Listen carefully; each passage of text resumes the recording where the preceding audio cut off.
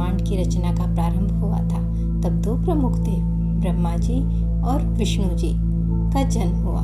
इन दोनों को अपने अपने कार्यों का संपूर्ण ज्ञान था, लेकिन यह नहीं पता था कि कौन अधिक श्रेष्ठ है। धीरे धीरे दोनों के बीच यह विवाद होने लगा कि कौन सर्वश्रेष्ठ है।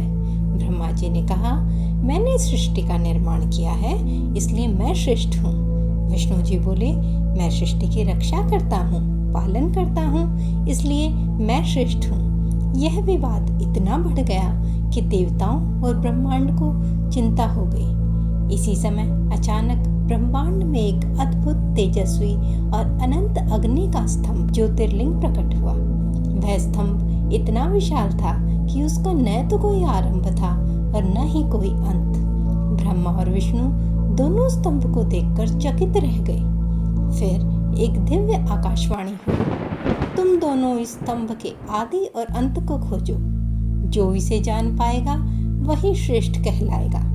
ब्रह्मा जी हंस रूप में ऊपर की ओर उड़ चले ताकि वो स्तंभ का सिरा खोज सकें। विष्णु जी वराह रूप में नीचे की ओर गए ताकि उसका मूल खोज सकें।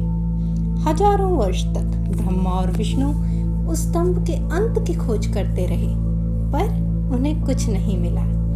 अंततः विष्णु जी ने स्वीकार किया कि वे स्तंभ का अंत नहीं ढूंढ सके। वे लौट आए और सत्य को स्वीकार किया, लेकिन ब्रह्मा जी ने झूठ बोल दिया कि उन्होंने केतकी फूल से कहा, तुम गवाही दो कि मैं स्तंभ के शीर्ष तक पहुंचा था। केतकी फूल ने झूठी गवाही दी।